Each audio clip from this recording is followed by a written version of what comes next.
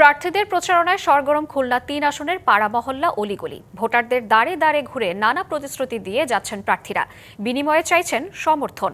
তবে ভোটাররা শুধু আশ্বাস নয়, ক্ষমতায় এলে যে কর্মসংস্থান তৈরিতে কাজ করবেন, চালু করবেন বন্ধ হয়ে যাওয়া মিল কারখানা, তাকেই বেছে নেয়ার পক্ষে।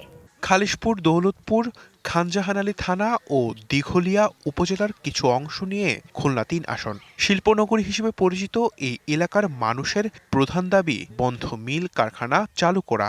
চালু মিল যখন বন্ধ হয়ে গেছে, তো বন্ধ মিল যে আবার এরা চালু করবে এটা বিশ্বাস করে না।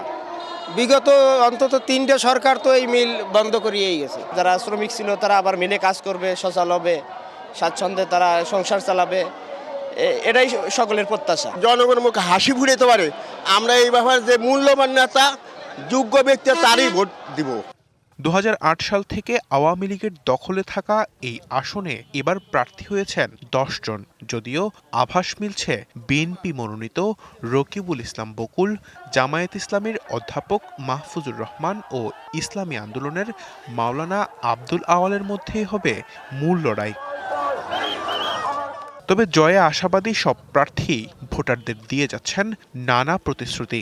জনগণের যেটা আশা আকাঙ্ক্ষা, তাদের মিলগুলো খুলতে হবে, চাকরির ব্যবস্থা করতে হবে, পাওনা ফিরে দিতে হবে এবং একটি উন্নত মানের হাসপাতাল, এটার কোনো বিকল্প নেই।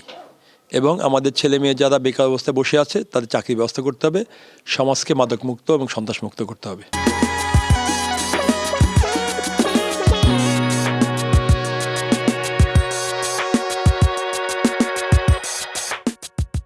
সকলকে সাথে দিয়ে এই মিল কলকারখানা যা বন্ধ আছে সেগুলোকে পুনরায় চালু করা এবং নতুন কলকারখানা স্থাপন, ইপিজেড স্থাপন সহ আরও যাতে মানুষের বেকারত্বের সমস্যার সমাধান হয় সেই বিষয়টার দিকে বিশেষভাবে গুরুত্ব দেবে। লক্ষ লক্ষ মানুষ বেকার হয়েছে, বেকারত্বের কারণে মানুষ মাদকাসক্ত হয়েছে, মানুষ সন্ত্রাসী কার্যক্রমের মধ্যে লিপ্ত হচ্ছে, খুন হচ্ছে। মিল কলকারখানাগুলি ইনশাআল্লাহ আমরা বিজিএমসির সঙ্গে আলোচনা করে এইটা আবার পুনরায় চালু করতে চাই, মানুষের বেকারত্ব দূর করতে চাই।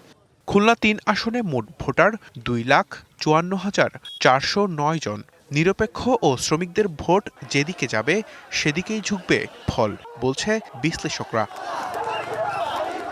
DBC news desk.